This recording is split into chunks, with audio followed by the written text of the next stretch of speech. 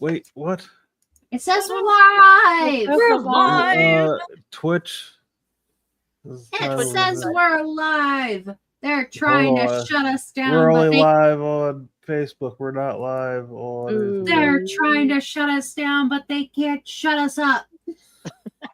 Never. They will still continue to yap, bro. Twitch doesn't like the title. Doesn't like the title. GM Mastery and Epic Campaigns. Degenerates with Dice Monday Night Talk Show. Just put suck it on. Maybe it doesn't like the word mastery.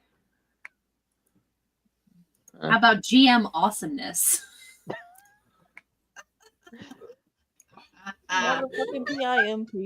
So sorry, guys. That was a weird intro. Here we go. We don't even have an intro. We're not live on YouTube. We're not live anywhere. We're not live anywhere except for on Facebook. We're live on We're only live on Facebook. Well, Zuckerberg. YouTube, looks like you're the.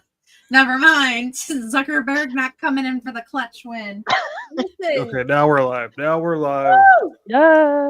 Hey, there it goes. Mercury's not even a retrograde. This is bullshit. Okay. I have so many cool things to show you guys. Intro time. Yeah. Intro time. All right, people. It's your favorite Monday night podcast, Degenerates with Dice. We're just a bunch of depressed people looking to have some fun and talk about some cool shit today. So we got our friend Joe. We got our friend Natalie. We got our friend Kristen. We got our friend Jen. And then we've got our friend Zoe. And somewhere in the ether, we have our friend Noah, who's gonna come up no matter how much we talk about him. He's gonna somehow come up in here and be like, "What's up, bitches?" Sure. Calling it. It's because he is my other half. I summon him. Yes. Like Wonder Trim powers. And you're slacking. I talked to him earlier. He's got some shit he's got to do with, so. He's got adulting things to do. I think he pulls his pants. I think he's just doing some fun shit. But yeah, he pulls his pants. He said he wasn't gonna make it tonight, but that don't mean shit. No, yeah, he's done if we talk enough shit, he'll show up. Exactly. We keep talking about like Magic the Gathering. It sucks so bad. It does. It is a terrible game. You want to know what's fake? Wrestling. It's not fake. It's scripted. There's a difference. It's art. It is scripted. Scripted. It is sports entertainment. You want to know what lied to me my whole life? Wrestling. I heard Jelly Roll was on there recently.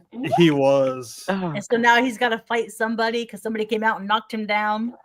I don't know. I don't follow it. Put on your big boy panties. Sports entertainment. Is that what you said? I thought of Noah today when I was at Walmart. I guess we partnered with soda.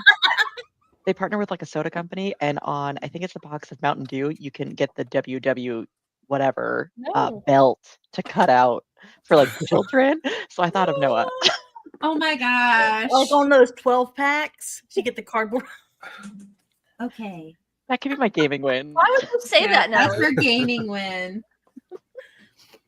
Oh yeah, gaming wins. Okay, I'll go first because I don't want to. I guess it's been 2 weeks, so I had a good Rift game.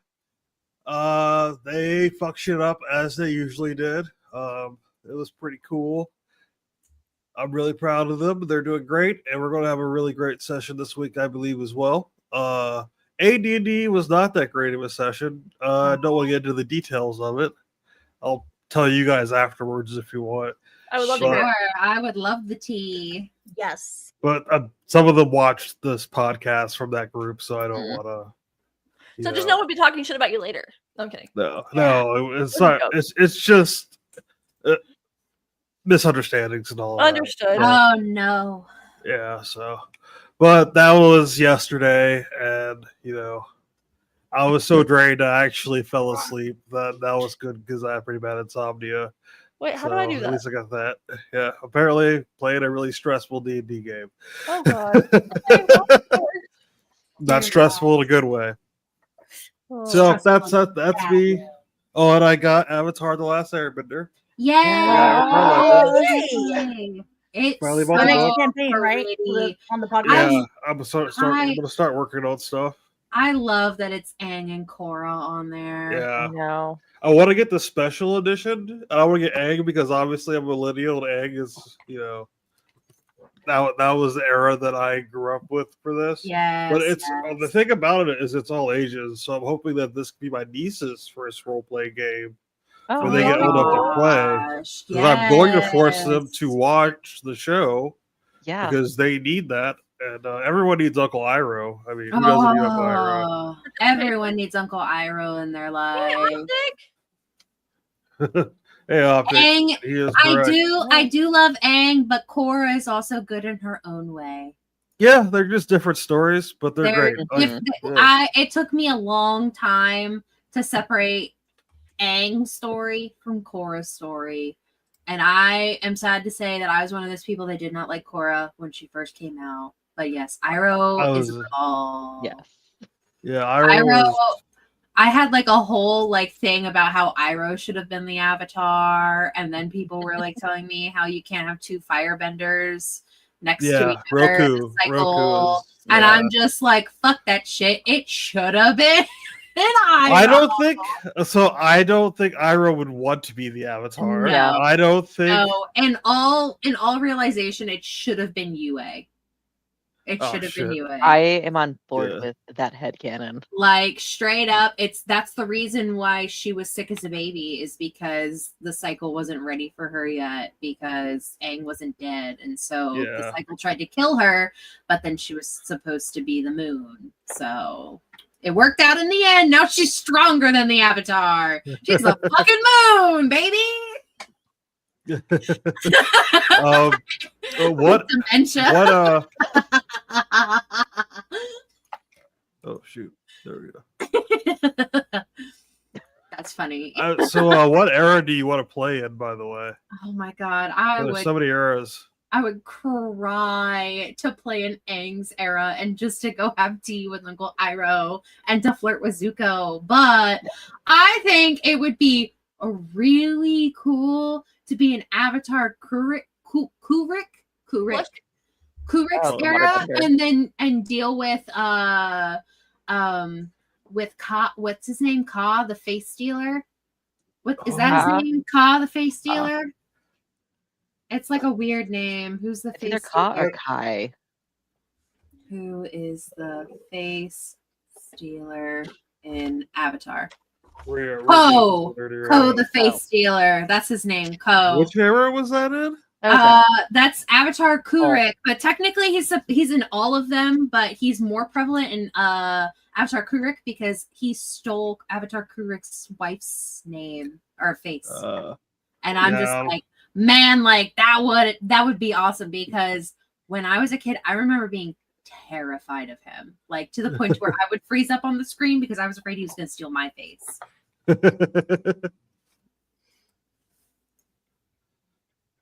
All right. Well, message me that stuff later so that I can have that. I mean, we can do it what everyone else wants to do, but that's just the one that I like the most, because I think that's the most interesting. I'm down to play whatever, because we could make up. Because then we can make up whatever lore we want. Yeah. We don't have to go with like what's going on in the Avatar universe. I do that anyway. Yeah. I mean, we have to do it together anyway, so like it's just kind of part of the process. So we'll work through it. It'll be so much fun. Or we can come up with a fake Avatar that hasn't been named, because there's literally like thousands of them. Yeah, but there's only one for each era. So we're in our Avatar era. Yeah. Unless we kill the Avatar and then we get a new one. So much. Imagine we kill off the Avatar. Hello. If you guys, I don't think you're actually allowed to kill off the avatar. I don't think we can kill in this game. We don't see anyone really die in this universe. You just knock people out. I was reading the rules. Like you don't kill people. I think the only person we really see die in this universe is Jet. Jet is the only person that dies, and even then they do it off screen. Yeah. Because they were like, show. It's a kid show. Okay, to be fair, in Korra at least though, they did kill. Oh, in Korra they didn't give a fuck. No, Korra they killed. They literally said that the way that you could tell that Korra was different was because of the way that they stylized the heads. Because I people wanted to make sure that people knew the difference between like them as kids and like knowing that Korra's a full-on adult. Like she's supposed to be like 18 during the events. She's supposed to be between like 18 and like 21. And so like we wanted to make sure that it's like more adult, and that's why like her stuff is darker. Hers is like the darker Avatar universe shit.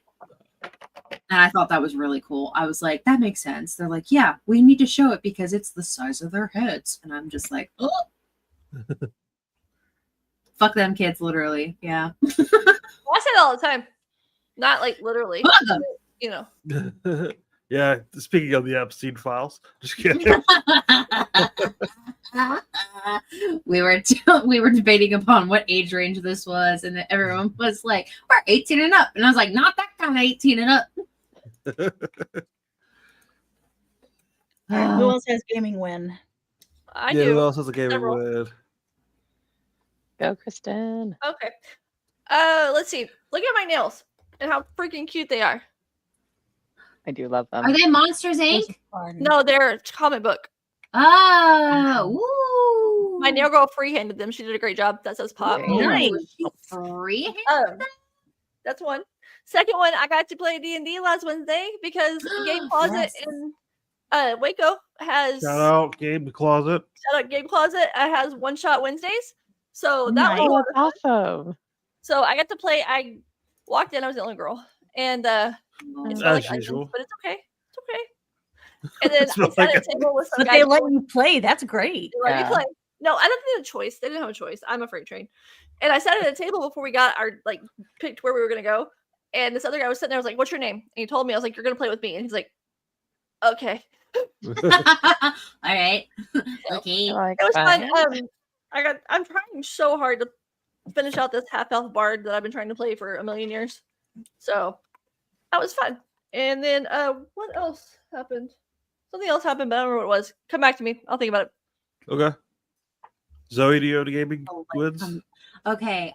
So Steam has been my friend. I bought a whole bunch of games. The game that I've been obsessed with, even though I've had this, has been Disney Dreamlight Valley, living my best life on that. But I've also been enjoying this game called House Flipper. That's been fun. But House Flipper is a lot of fun. House Flipper is so much fun.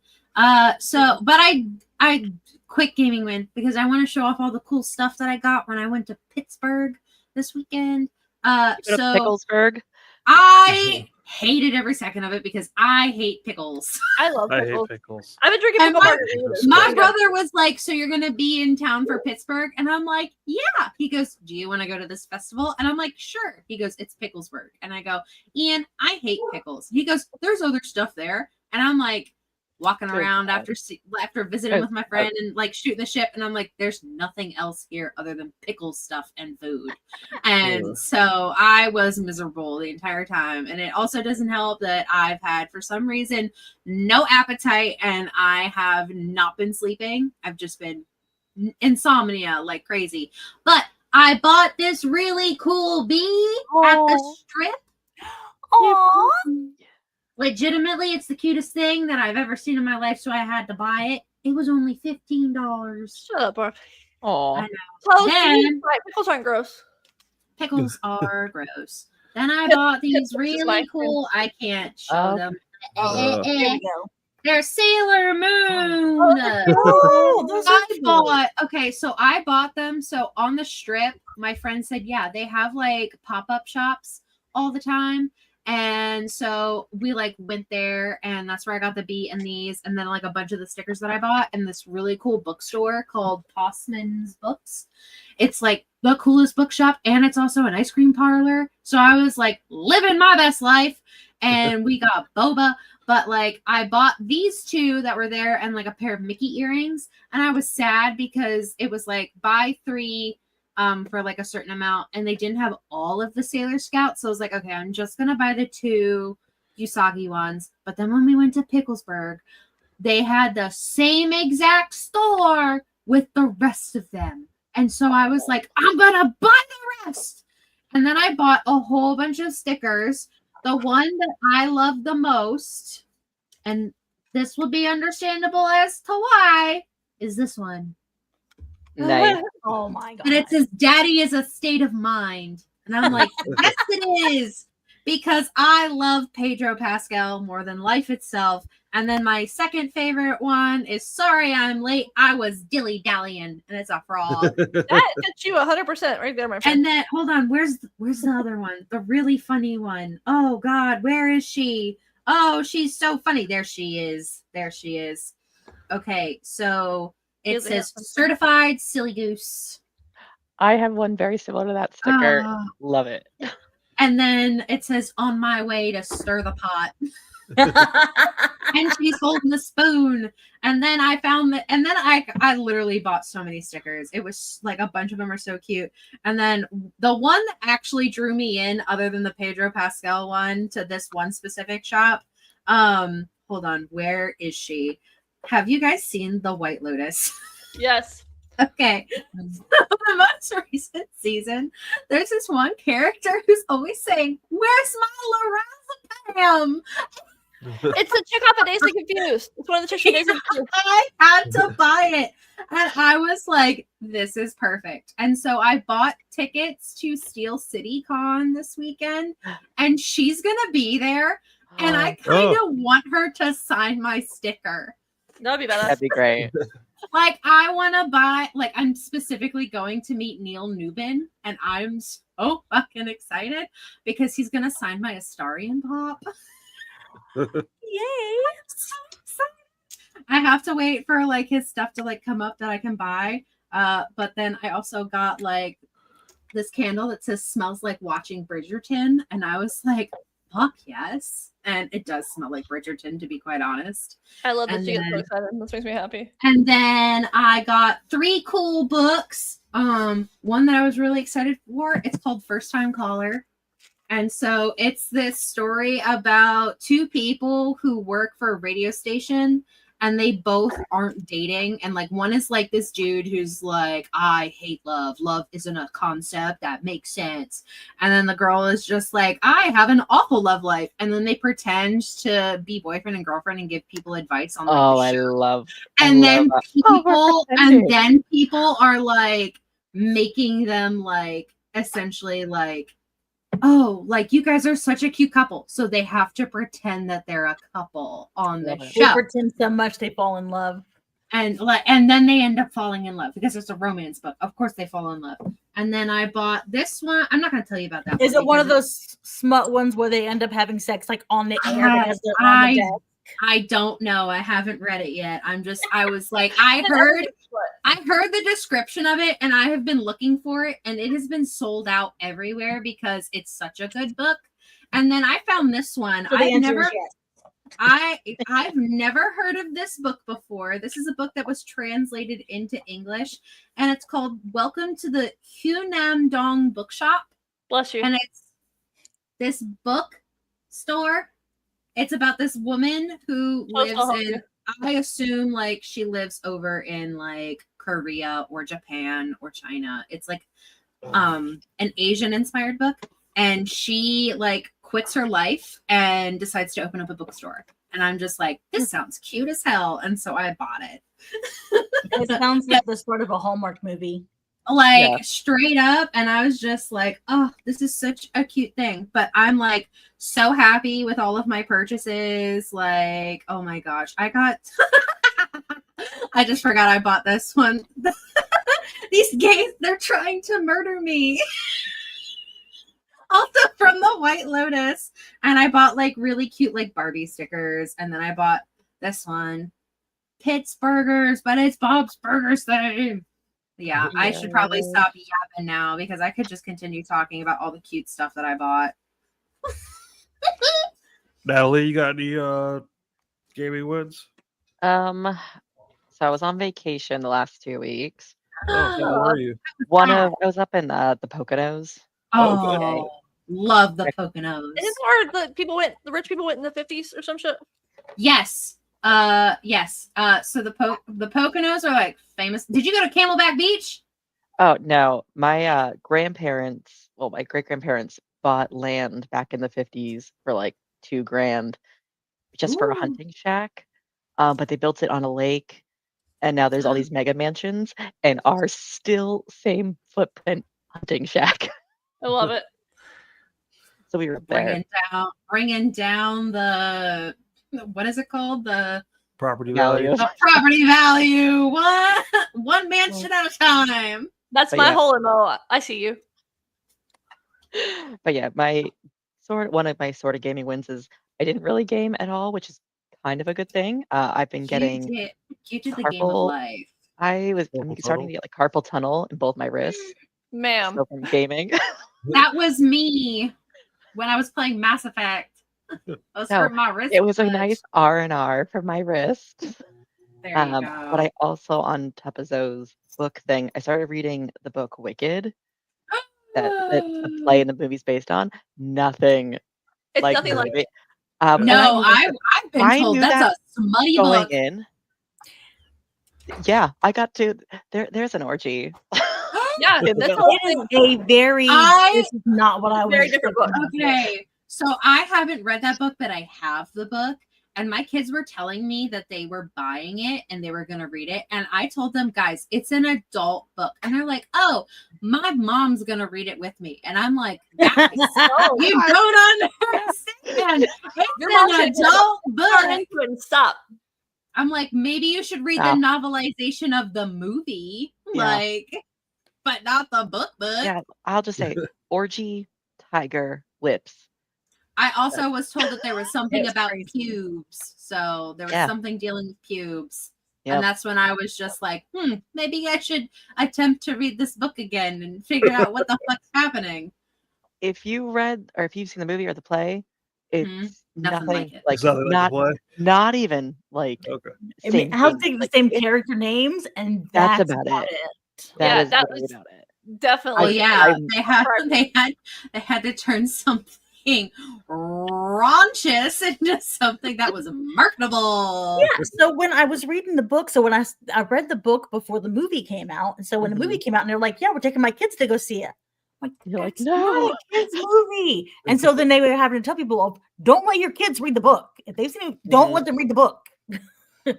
That's not a good book. Like, I'm told that not a good book for kids. Like, I'm told that, like, what is it? That all of the characters that you see in Wicked end up as the characters in The Wizard of Oz. They're supposed to. Like, like Fiero's supposed to be the Scarecrow. Bach is supposed to be the Tin Man. I don't know who's supposed to be the Cowardly Lion though. It's literally a lion. Oh, that's right, because they found the lion in and they set the lion free. That's what it was. Yeah. Because when I saw that in Wicked, I was like, oh, that's those are my wins. Go on, Jen. Do you have any wins? I have 2 wins. One is from last week and one is from this week. My one from last week is that I discovered that Project Zomboid in their that's right. Build 42 beta right now.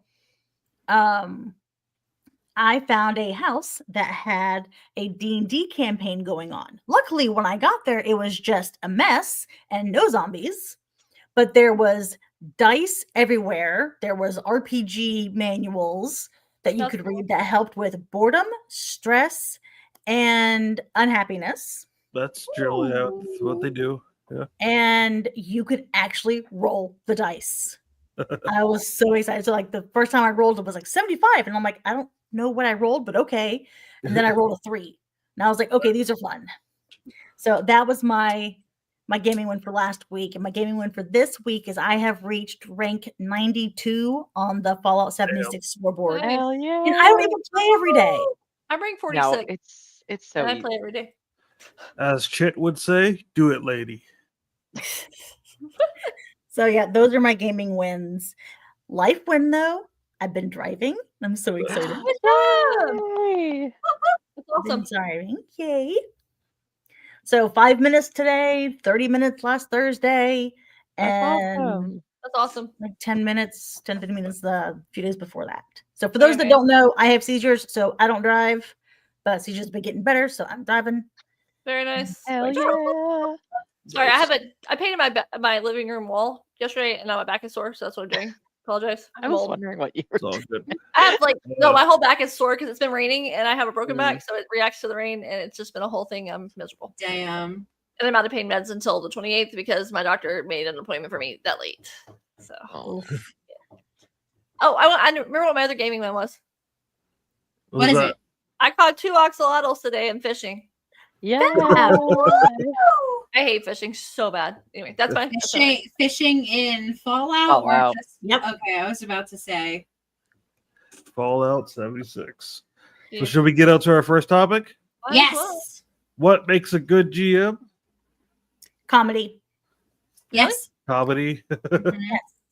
Fair. Because you have to be willing to improv, and most improv is comedy.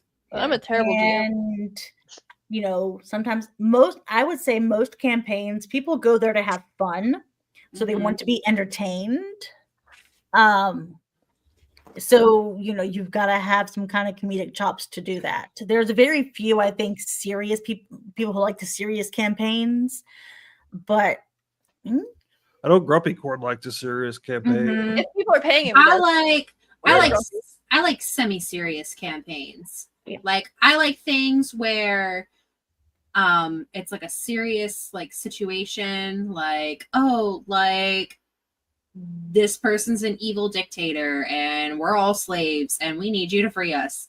But then I also like it when you can kind of like play shits and giggles with it, and like I enjoy that. I like it where we have serious concepts, but then we don't have to be serious 100% of the time. Yeah.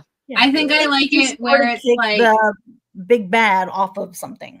Yeah. Like I think I like it when it's like 60% funny, 40% serious. Where it leans more towards funny, but then there's some serious elements. Sorry, I gave you a campaign that did not have that balance. How I think we had a good. I think we had a comedic one until you decided. Well, the three of you. We're not talking about that. The three that of one. you, Okay. yeah, decided to off.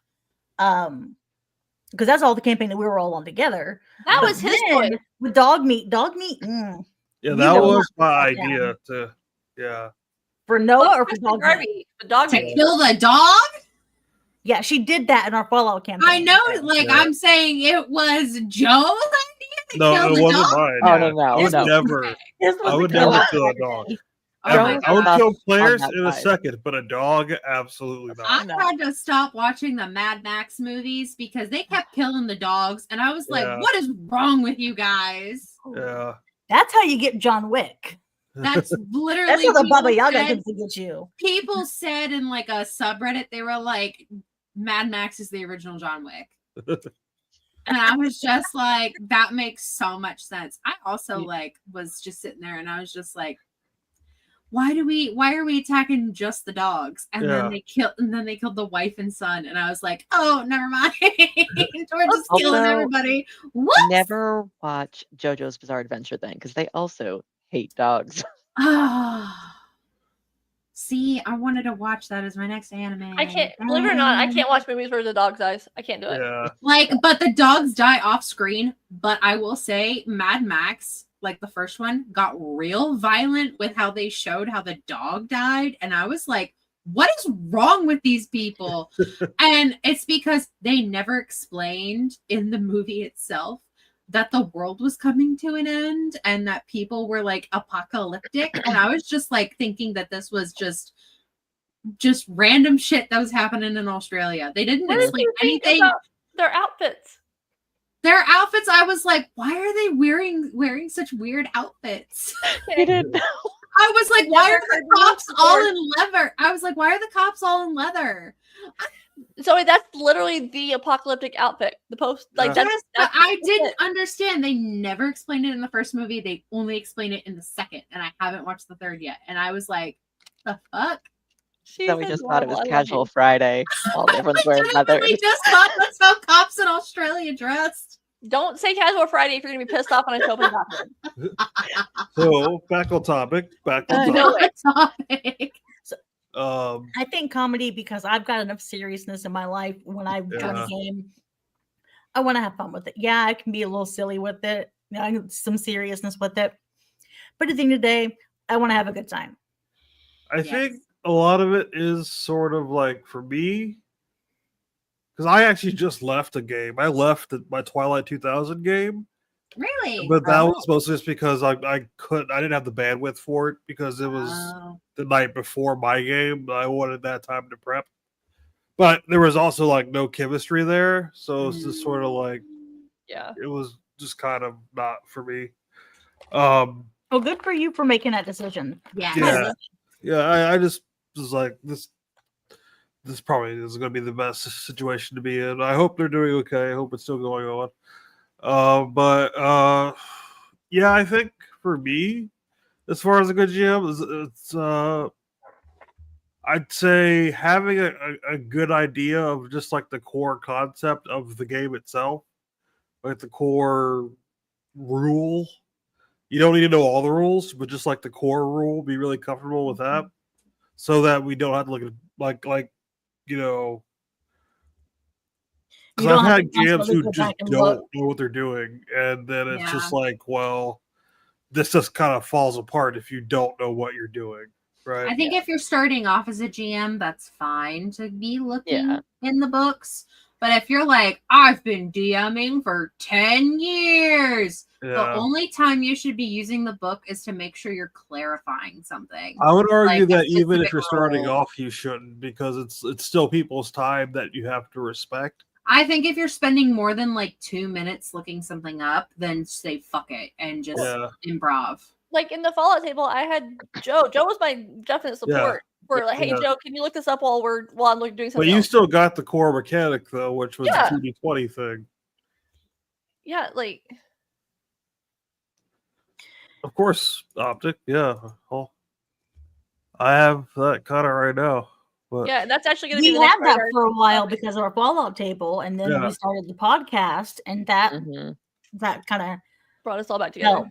Yeah. So even though I don't get to see you guys on Wednesdays, throwing dice, I get to see you guys on Mondays. Yeah. And it takes the mental load off of me, which is great. I think there also has to be an understanding that you are not the top dog at the table. You are a facilitator. You're kind of working for everybody else. If that makes sense. It's like, because the worst GMs I've had are the ones who wanted to do it because they wanted to be in charge. And would if you're just doing it because you want to be in charge, you're not going to be very good at it. Because it is a service job essentially. Yeah, I would think honesty kind of goes with that too. Of if you don't know what you're doing, if you tell them, "Hey, I'm new to this. Bear with me. If you guys know something, throw it out there." And I think that Kristen has been a fabulous example about that, where she has said, "Hey, I didn't take notes. Like, cool, I did. And you're not a good note taker? Great. You're busy. You are doing something else. I will take notes. Not a problem." Yeah, and being able to delegate, it is. I'm not saying that it isn't a leadership role. Team, so everybody needs to be the team. Yeah. Well, and like keeping it safe. For sure. That's kind of a big thing. Number just keeping it safe. Yeah, I know I'm talking to a bunch of girls, so it's a little different because you all know that. But there's a lot of tables that are just all guys, and they don't know that. It's like not everybody's okay with you graphically graphically describing how you fuck the dragon. You know what I mean?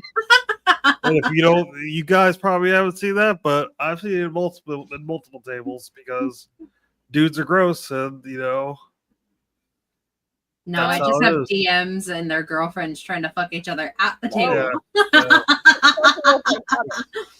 The RDM tries to fuck you over. Yeah. Yes. What's up? But that way, everybody's getting fucked. You see? Yeah. Yes. Equal Equal opportunity. opportunity. But no, I ran into something on this last Wednesday that made the GM and me go, like, take 3 steps back and go, I'm sorry, what the fuck? So we'll talk about that off air because I don't want to put that on a recording. Yeah. But there was a point where this is a different situation, but like the GM wouldn't let me use my reaction for something because it would have caused a bigger issue. And I knew I'm very well aware of what the issue was going to be. Yeah, that's the thing. It's like that's what you want as a But GM. like chaos ensued. That's what you want. Like that's like I think that is like a key. You kind of hit on a key note. Is that let the players fuck the shit up when they want to fuck the shit up. Yeah. I think Because like it's more fun by far. yes. How many times do we still talk about it was on the way? Shit, you were Yeah, fucking yeah, up. yeah, Like yeah. we're still talking about those sessions because they were fucking amazing. Yeah. But if you know as a DM you cannot salvage it from where it's about to go, that's a problem. That's a problem when you're in, though. Not a problem with the players in, because Right. Yeah. But you're afraid of where that's going to like. It They're was playing almost in your a world. fear of, I know where this is going to end up. I need to stop it. I think my favorite example of letting the player like fuck around and find out was from NADPOD in their first campaign when Calder's character Beverly was pissing off the god and like played like a little joke, and they were on top of a tower, and Murph was like, okay, this person basically flicks you off of this tower, and he's like, okay. And he's like, you don't understand. I now have to roll damage. And they had to figure out how many dice they had. The man had to roll like 60 dice because of how far he fell. And like, they were like early in the campaign. And it was like, you're dead. Go Like, ahead and roll. you're in the middle of death saving throws. But if And the he DM was, let the players get to that point, where it's ever cool, since that moment, that character was no longer like, gonna play some jokes on you. Yeah. And like that character turns, and I was just like, that is the perfect experience of fuck around and find out. Like, I'm gonna let you do this thing, but these are the consequences. Yeah, yeah. Well, I say all the time, my job is to supply scenery and bad guys, which means you can do whatever the fuck you want to do, but you are not free from the consequences of what you just did. But In fact, it's mostly about the consequences of your actions. But if the DM won't let you get to a point where you're finding out, like you fucked her up, and it won't let you find out, if they're afraid to put your character in that much jeopardy. Yeah. I worry that it's going to be a very surface level campaign.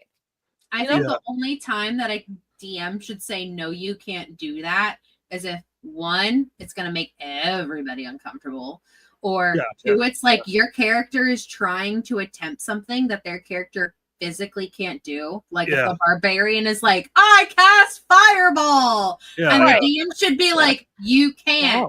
You don't know how to do that. Yeah, you can scream, I cast fireball at whatever. Yes. Or like somebody behind that's them code for fire somebody behind who's them. something else. Yeah. Yes, like it has to be something that is like reasonable to say no to. Yeah, it has to be within world, but like anything within that world, like a good GM just reacts to everything. That's what I'm saying. Yeah. Yeah. Like you just react to things, and like you'd be surprised what you could do in the moment. You know what I mean? Like if being you told just you can't use a reaction is stupid. What's that? Like, sorry, being told you can't use a reaction is stupid. Oh, wait till I tell you what happened prior to off air. Like that's stupid. And why I was reacting. That is really stupid. Because everyone in most stories, in most games, almost everyone has a regular action, a bonus action, and then some kind of reaction. And like being told, like, oh, sorry, you can't do that. That's stupid. I mean, like I mean, like for the most part, like saying you can't do that if their characters physically can do that in some sort of way. Mm-hmm. I just figure out what the role is and let them roll it because it does Yeah. It is, if it's not in the rule book, that's fine. You just make it up on the spot. That's why it wasn't like the reaction was like hellish rebuke or something else that was going to cause so much damage, but it was cutting words. Like it was because at my core, I'm so good at talking shit. Like that's just who I am as a person. But it was and what if it would have been that situation? The first thing I would have done as a person was fucking talk shit. Yeah. So my mother always told me not to throw the first GM. punch, and that's how I make sure I do that. I don't throw the first punches. I talk shit till somebody else throws the first punch. Yeah. Natalie, what's your take? I would say like just being approachable. Like say if someone's like uncomfortable, if they're uncomfortable and they don't feel like they can approach their DM, like it's just gonna be awful and you're gonna feel shitty the whole time.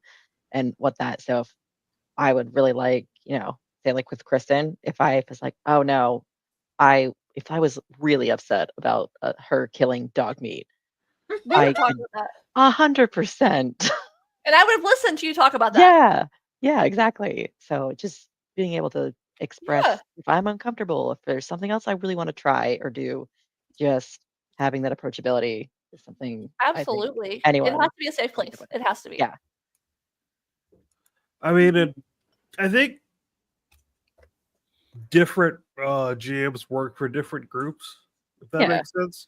Mm-hmm. Like there are, for like the rules lawyery groups, there is a GM for that. I am not that guy. You know what I mean? I don't want to be anywhere near that. For that too. Rule of cool, baby, every time. Rule of cool. Yeah, I mean, I'm all for I'm a really cool GM, but there are people who play it straight and just want to have a combat simulator, and I don't think that's bad. Actually, I will say it is bad because it's role playing. Like we're supposed to be creating a story, but I don't know. It was a good question. Krista came up with this topic today. I was like, what does Well, and I want to know because I want to be a better GM. Yeah, Granted, I mean, y'all have all been on one of my tables, but like, I want to know, like, what can make me better.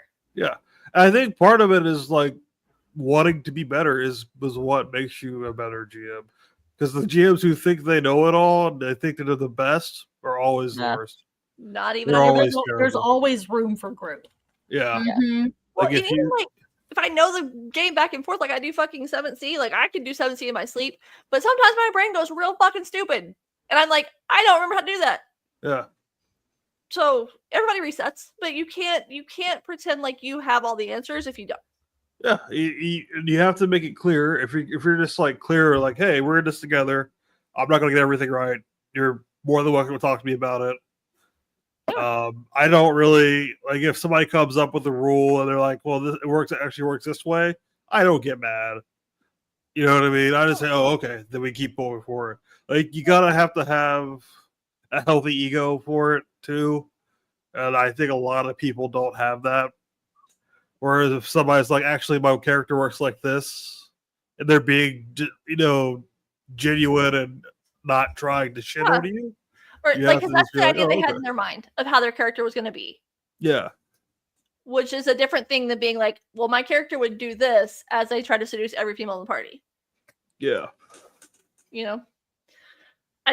I struggled with that with Sally, the super mutant, because I knew going into it that she would have a low intelligence, and I tried to give her the highest intelligence that I could for that class.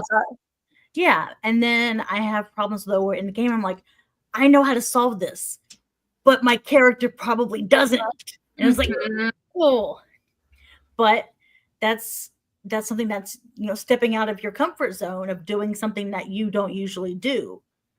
Instead of being the little smart ass and all this, just be the menace. Yes. Yeah. Well, Jen and I have had several conversations of, okay, yes, you're playing a super mutant and you're kind of the, say, smash things, but if this is the way that you want to play it, then I'll make it fucking work. Yeah. Because there are also intelligent fucking super mutants in the game. Yes. So it's not like they don't exist at all. I think being a fan of your players is probably the most important thing. Oh my gosh. What'd you say, Joe? I always love my players' stories and how they develop and all that. Because it's just like they're the coolest stories you can tell are the ones you can tell at the table. You know what I mean? It's just because it's impromptu and they all have their own concepts and they, when it comes together and it meshes well and you have like good chemistry, there's nothing better than that. For sure. I think one of the coolest things that like a DM can do, like you said, Joe, is being a fan of what you're doing. Because I remember, even though he was not the greatest DM in other terms, I remember when I was playing D&D, I was playing a druid, I could turn into an elephant, even though I was a wood druid, because I said, I just want to turn into an elephant. And he goes, well, let's get you like a special elephant totem so that you can do that. And I was like, cool. And so I remember him like setting something up where I had to do something and I like did the thing and he was like, yes. And so then I just wasn't turning into an elephant for the longest time because I was turning into other things. And he goes, he was trying to like nudge, like, hey, you haven't turned into an elephant for a while. And I was just like, and he was like so excited for me to turn into an elephant. And so we got into this part where I did some stupid shit where we were it was like basically like the version of the wall from Game of Thrones, but smaller, not like 600 feet in the air, but maybe like 60 feet in the air. And I go, can I do a running leap and turn into an elephant to crash down onto this army? And he goes, yes, please. And he goes, yes. And he got so excited. And the reason is because he had this whole cinematic moment and he was like explaining all this shit. And I was like, man, this is really fucking cool. And he goes, and then as the smoke and the dust of the snow clears, you see you're not an elephant. He goes, you see you're a fiery elemental elephant. And I was like, oh. And so all of us were like, he goes, I've been waiting for like, I love it when DMs get excited about the cool shit that people do. Yeah, like, I will be your biggest player every day. Like, oh, I love it. Like, for it, like, any time that a DM gets excited and hyped about something that's about to happen, that tells you you're doing some good shit. Yeah. I love it. Like, I will be your biggest cheerleader every single time. I want y'all to have fucking fun and do whatever the fuck you want, Kristen asked us at the beginning of the Fallout campaign of what do you want to do? What is the game what do you want to do in the game? I want to get a fucking junk jet. That's it. So I wanted a junk jet. And I got it. And it was just a roll of the dice. And it was amazing. And I fucking loved that thing. Mm-hmm. And then I figured out how frogs fly. That was killing a rat roach. Yeah. All I wanted to do was kill a rat roach. Yeah, I got you. Oh my god, I remember you killed rat roach. Yeah. It took a while for me to kill it because I roll like shit, but I killed that thing. But like, I feel like a parent sometimes where I'm like, it's your first steps, or like whenever Natalie and Jen, when y'all first started playing, I was like, fuck, they like it, they're coming back. Yes. Like, I'm so excited. So I want, it's almost like whenever you were little and you were playing the sandbox with your friends and like everybody decided to play your game and we all like were mermaids or whatever the fuck we were. Like, you know what I mean? It's like that. Being mermaids in the pool. Hell yeah. I still do that. Don't judge me. I still do that too. You kidding me? It's like my favorite thing to do. Hey, you want to be mermaids in the pool now than a mermaid? Listen. I am a full provider that the sirens back in the day were like the thickalicious queens. Yes. You can't tell me. Like, I was told the other day by my friend who is she's studying to be a mortician. And so she's like told me, she goes, oh yeah. She's like learning about nose shapes and stuff and how to identify people based upon their nose shapes, which is really cool. And she said, yeah, she goes, basically you have the perfect nose. You have a Grecian nose and that nose is considered the epitome of beauty. And I was just like, girl, I must have been gorgeous back in Roman times because I'm thick and I got the perfect nose. Because you can't tell me that they didn't like thick mermaids back in those days. You cannot. So go off, queen. Like, you gotta be built like you're gonna survive the plague. That's how you have to Exactly. You gotta be built like a brick house. I I'd didn't survive say that song for no reason. famine, disease. Hell yeah. Yes. Got them good genes. hmm And that's what Hey, they so literally far were we've all saying. survived a pandemic. We have. Yeah. Yes. Now we just Allegedly. need to survive the Dust Bowl. Or the floods. Or You the know, floods. like, You gotta be built Not like like a a neighborhood Walmart. What, with a bunch of kids inside of us? Wait, that's wrong. Listen, you gotta let some freaky shit come into you if you want to be built like the neighborhood Walmart. Sorry. I don't know, the Walmart superstores though, that's Meth heads and kids. All the That's freaky honest. shit happens. Yeah. Fun fact: Cincinnati has our Western Hills location is the most shoplifted Walmart in the entire Wow. country. That's a Wow. hell of an Right, accolade. What is something to brag Bravo. about? That is something to brag If about. you go there, you know, like, wow, this is fucked up. He's behind like lock cages. It's like fucking Fallujah in there. It's rough. Can't buy It's something rough. that ever. Yeah. Like, it's just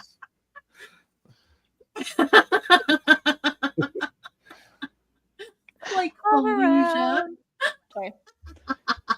Y'all remember that commercial for Hover Around where you used to go, like you went to the I Grand could Canyon? go in my hover around. And then went to the Grand Canyon and they shouted Hover Around and it echoed. Remember I that? remember that. Yeah. I don't remember that one. I'm way older than you are. I think this is a problem. I Just like, remember. Hover Around. I love hover. I just sang the song about hover rounds. What are you talking I about? know. Do you want to go to the Grand Canyon? That seems I like a would fun thing to do. love with to Hover go to Around. the Grand Canyon, and We're that off way I topic. can use my life alert and say, "Help! I've fallen and I Like, can't oh, get I up." can't get up. I have a comment about. Are we still over 18, Joe? Is that our rating for Yeah. this? Okay. Yeah. So my theory is that if you pull out anal beads really fast, you spin into a wall like a Beyblade. Yes, Right. or at least you would make the sound of a Beyblade, like the. See? Sorry, Joe, I derailed the podcast. I apologize. Optic derailed the podcast. It wasn't me. I bring a certain je ne sais quoi. I bring a certain, ma'am, can you please leave? Everything. what I say about comedy and GMs. Great Jesus. bit. No, it's just that there's Got it not a right filter there. here for whatever it all comes out. Spins. Yo. Rip it and rip it. Oh my Look at god. Optic. Like, By the start way, pulling out Optic, the the baby. answer was not with a fork. She stirs it with a knife. I start with a flaming stick usually. Oh. Kick God. started, wall mounted. All right. All right. Oh, Well, do you want anything else on this topic, or do you want to talk about the next topic? you got the next one. Let's talk about the next one before we get too caught up in Beyblades. Yep. Okay. Why you got that weird like chain that shocked you? Oh, No. that's okay. Oh, this is how you could tell I needed a good laugh. Told you so. Yeah, told you. So, What's our how next to topic? make Any- long-term campaigns What's that like? Ooh. and Okay, campaigns? Has anyone ever Okay. finished with something? I Yeah. have. No. I finished. I most of have it. been in a long. I was in Sorry. a like.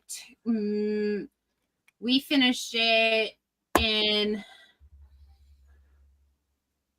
like May of last year, and we started in like 2020. So I was in like a 4-year God campaign damn. for Mutants and Masterminds. Yeah. And I think what Mom, what does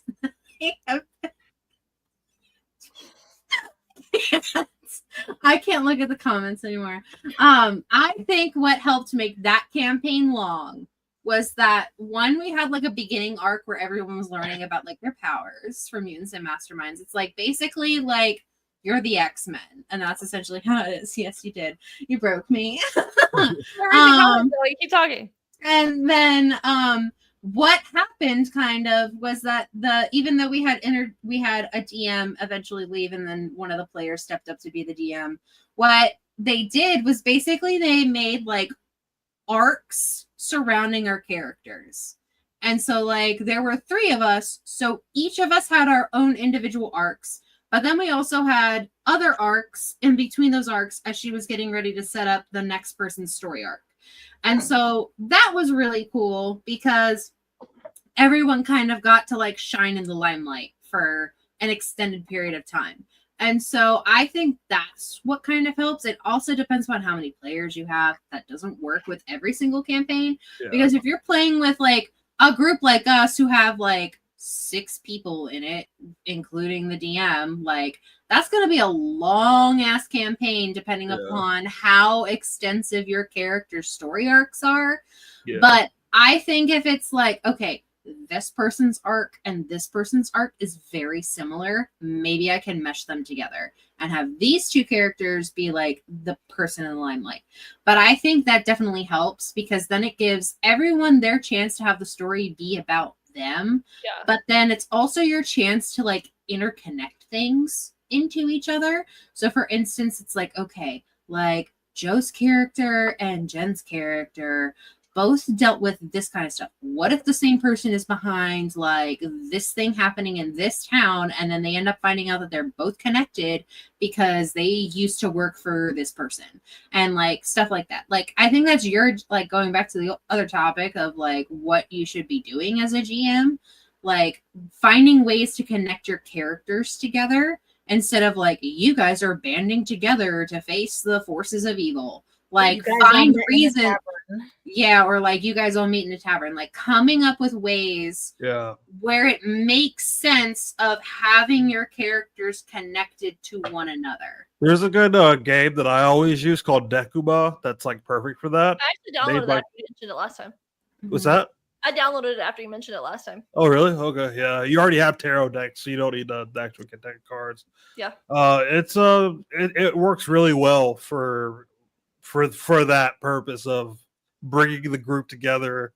They already have a pass essentially, and they're linked to the location. If you want them to be linked to the location, they help make NPCs that are interesting.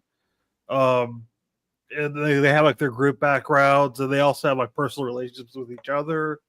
Because like so and so confided in you about something. Who was it? What did they confide in you about? And then you work together to make that. Decuma.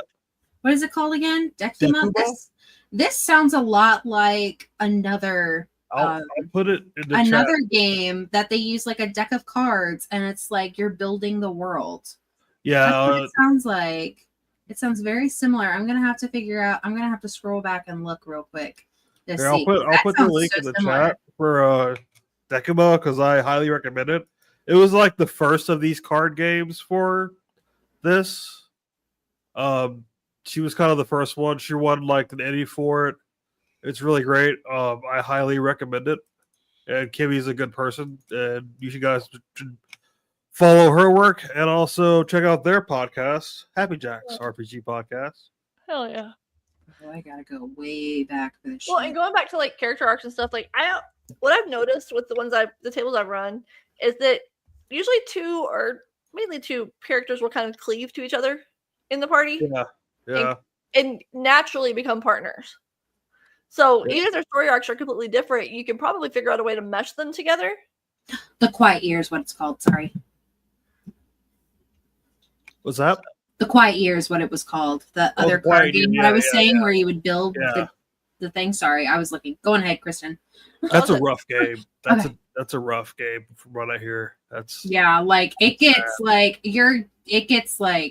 you're in the trenches. Like spring is fun and happy, but then the moment summer hits, you're like, fuck, man, we gotta start making sacrifices. Yeah. But it's a good way to build the world and like have your players like find connections within the world so that they feel part of it. But like straight up, like that's a game I would also recommend. Yeah, I've heard good things.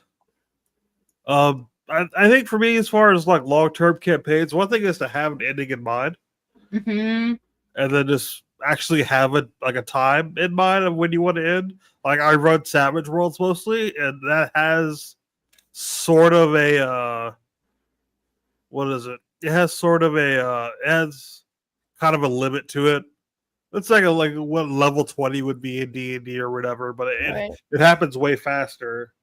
And so like you kind of end the campaign within a relative time for a couple of years at the most.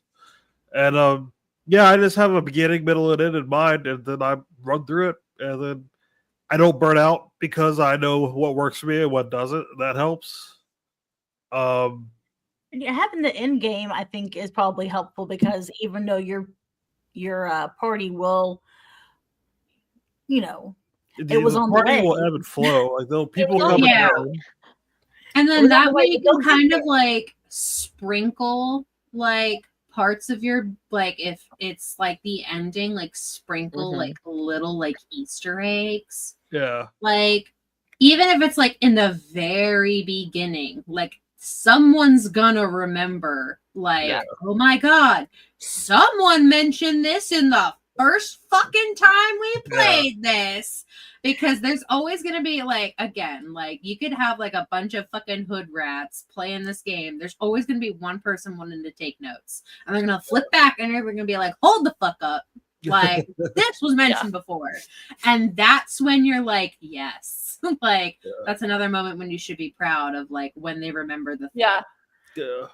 And with the Fallout, I didn't have an end in mind because I personally didn't want, because we have all played Fallout 4. Yeah. To give you that universe and then tell you where to go. Yeah, because we all knew the whole map and all that. Yeah, so if there was somebody you wanted to hit because it was a beloved spot in the game, like I was not going to stop you from going there. Yeah. So and sometimes that's just what it is. It's like it's okay if it ends when it ends. Like I mean, like it's just that's that story. Like one of our AD&D campaigns. The one before this ended in a TPK. It just ended, and we were like, okay, we're all dead. So, I mean, this story is over because I'm not going back into this mega dungeon ever again. Right. So it was a natural end. So we made a whole new campaign and to play something else. Yeah. I think I saw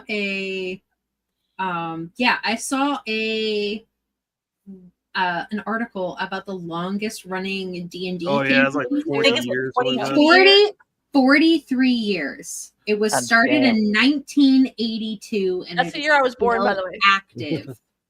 It is still active, and so I'm sitting there. And I'm thinking to myself, like, okay, so the way that it's described, it says this game is set in the realm of Arden and blends fantasy and historical elements and evolving internal mythology. Over the years, it has had featured over 500 unique characters, 50 fictional dynasty, and an internal timeline with shifting borders and events. And then basically, it's basically like a story of its own at this point. Like I'm sitting there and I'm thinking to myself, like, wow, like the fact that a guy and his friends have been able to play Dungeons and Dragons without it getting boring for 43 years. See, that's like scheduling alone. Yeah. Like that's what I was also but thinking. I think at some point, like once you get past like 10 years, you're like, okay, this is a major part of my life. Exactly. Like like I'm just in awe that this man has like not made this campaign stale for anybody. Yeah. He probably has at times, but it's just like yeah, but I guarantee you then there's like that one plot point that just pulls them all back in. That's wild. Yeah. Think of inheriting that. Like that reminds me of like because it's fresh in my mind because I watched the whole campaign like not that long ago. First campaign of Critical Role when they invited the character who played, I think the character's name was Sprig and he was a gnome. And it was the same character that was in Matt Mercer's mom's D&D campaign. And it was the same character. Oh. And I was like, that's so cool. And I'm just like, I love how D&D works where like you could have like your characters interact with like characters of another generation. Yeah. And like even like if like their kids like wanted to join in, like I don't know if like they ever had like extra people come in or people leave or whatever. But like imagine how cool that would be of like introducing like characters that like you've known. Like, I would imagine it's maybe not the same PCs that they started with, but No, like, could you imagine like interacting with a character that was so heartfelt to like your first PC in a campaign and being like, oh my God, I get to see this character again, but in a new light because it's a new character. Yeah. Like, to me, that is just like deep. That is emotional for me. I'm also a firm believer that gamer parents make gamer kids. They have to. Yep. Like, it's what it is. And thinking on it, as much as my mother and I have an estranged relationship, that's what she would do in her spare time. Was we had do you remember the first I think maybe it'd be the first CD-ROM console that was called 3DO? Mm-hmm. We had that when it first came out. Like, we had the 8-bit Nintendo when it first came out. But I watched my mom play these games constantly, and I never thought once about it, her being a gamer, 'cause girls can't be gamers back then. But it instilled in me, hey, that is a space to go where it is, you can unmask and you can unwind, and it's just you, and it's whatever the fuck's happening on the screen, and it doesn't matter. Mm-hmm. I think that's why I like RPGs so much. Yeah. Yeah. I am an RPG addict. Yeah. If you could only see all the books I have. I think I like RPGs, and I like video games that doesn't take a lot of effort, like The Sim. Like, I can't say that The Sims doesn't take a lot of effort, because by God, you gotta like fucking micromanage those bitches or else they'll die. But like playing a game like House Flipper, where I can just turn my brain off. Playing a game like Potion Permit, where I don't have to think about things and I just do. I think I like that, because I think that's like the point of gaming, is being able to turn your brain off and not have to worry about XYZ. Like, I remember playing The Witcher for the first time and being like, oh, because that's not like an RPG I typically play where I get to build the character. But I felt Geralt. I felt all of Geralt's emotions, and I was connected to that character. Like, straight up, like, oh my God, I love gaming so much, guys. Well, and like, I deal with literally millions of dollars every month for my job. I have to be meticulous. I have to be methodical. I have to be engaged. I have to be locked in every time. Yeah. So, and I have to make decisions that affect other people in my day to day, and that's a lot of pressure sometimes. Especially like when I was working in my previous job, where if I gave the wrong answer or somebody did something wrong, there was jail time associated with that. So I want to be able to get to a place, like, whatever my downtime is, that I don't have to be locked in. Mm-hmm. Yeah. And whatever decisions I make only affect me or don't really affect anybody. Yeah.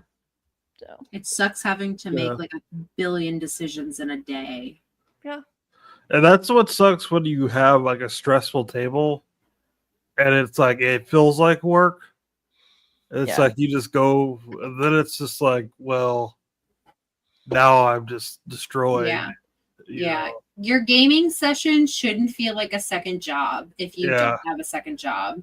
Or if you do have a second job, it shouldn't feel like a third job or a fourth job or a fifth job. Like, it should feel like fun. Yeah, it should be like relaxing and funny and, just a good time. One of the things I considered when building both of y'all's tables was what is my vibe with everybody? In addition to how y'all all got along, how do I fit in the equation of all of this? Is it going to be something where I'm going to feel like I have to be on all the time and I have to like contain and control you guys, which I would never do? Or is it going to be a vibe? Like, is it going to refresh me or not? You know? So I was also very cognizant of that whenever I was making tables. Is it going to be a mood, or is it going to kill me? Right. Yeah, I mean, like, I think if you have to like wrangle in and like regulate people, that's when I just start to like get so drained when I'm like having to put bumpers on things. Well, I put players that make it their mission to just piss me off. Yeah. Instead of like doing what the table wants to do or whatever. Like, y'all think it's funny whenever I'm like, oh God, or whatever, but I'm having a fucking blast. Yeah. But if you're intentionally doing something to derail the campaign and fucking over everybody else. Yeah. Oh, I'm going to go over here. I'm going to split the party. Fucking why? Yeah. What reason do you have? You don't have a reason. If there was a valid reason, I would understand it. But you want to do it because you want to cause as much chaos as possible. Yeah. Or if you kidnap a child. Yeah, that's true. See what happens? We don't kidnap children. Yeah. Or you're like me, because I've split the party at one point where I went on like a super secret mission that wasn't super secret because I ended up getting like kidnapped. And like that was a whole thing. And that was just because I was like, I'm sorry. I rolled the dice and that's what my character decided to do. Y'all saw me roll this dice and I said, like, all right, this is what we're gonna do. And everyone else was like, what are you doing? And I was just like, sorry. My character decided she needed to go talk to her friend in the upper district. Like that was the choice she made because y'all are being a bunch of mean bitches. But you weren't doing it to intentionally derail the campaign or piss the DM off or whatever. No, I did it because my character kept saying, we need to go figure out what the fuck is going on with our friend. Yeah. And I was like, all right, let's roll to see if this happens. And then they heard me roll the dice and they're like, what are you doing?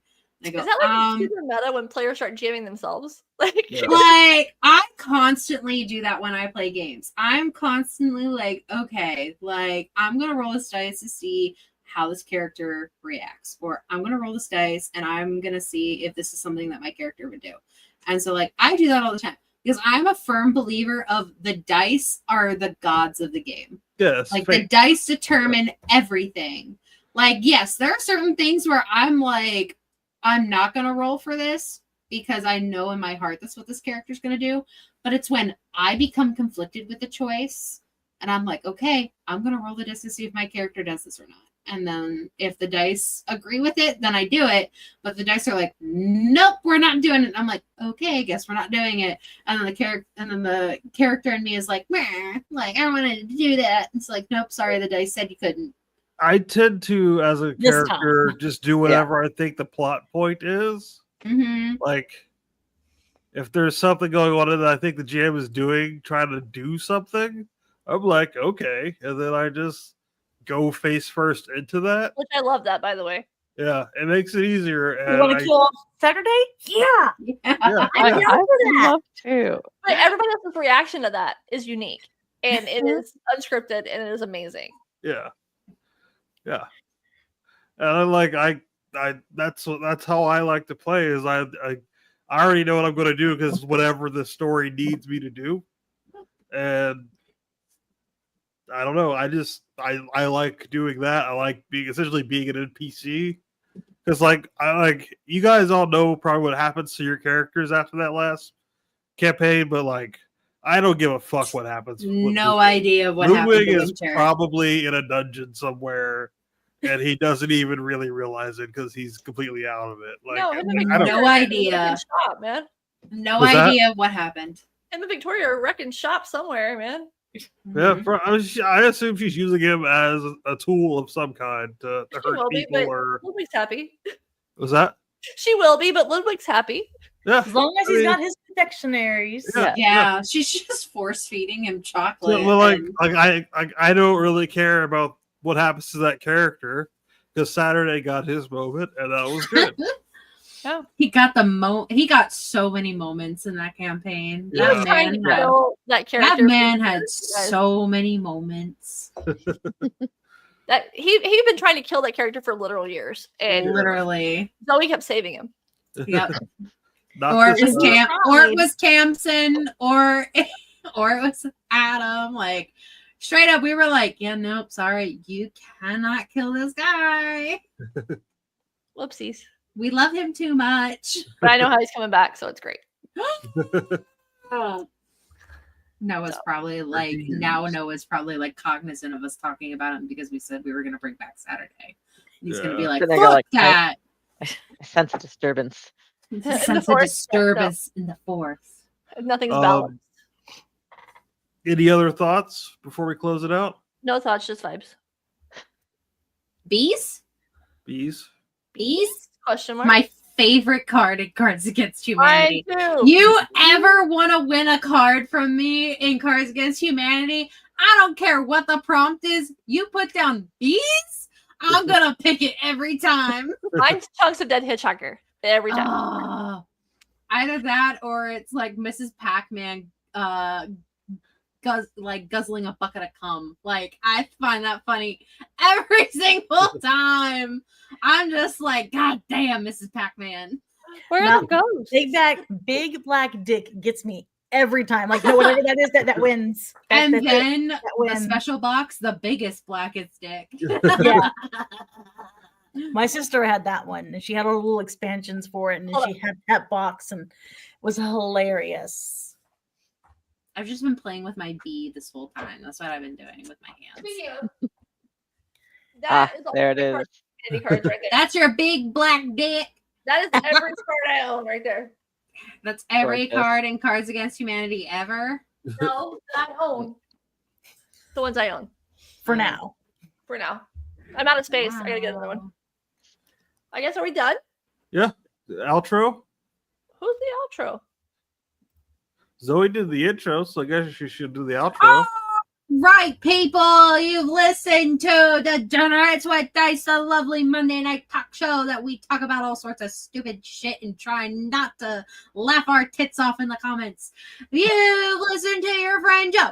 You've listened to your friend Natalie. You've listened to your friend Kristen. You've listened to your friend Jen. And you've listened to this big depressed idiot here, Zoe. Have a wonderful rest of your I'm night. pretty sure all 5 of us are under that title. Espresso Depresso. We're stressed and depressed, and we're compensating with stuffed bees. I hope you have a wonderful week, and make sure to tip your waitress. Peace out, Cub Scout. Podcast out. Espresso.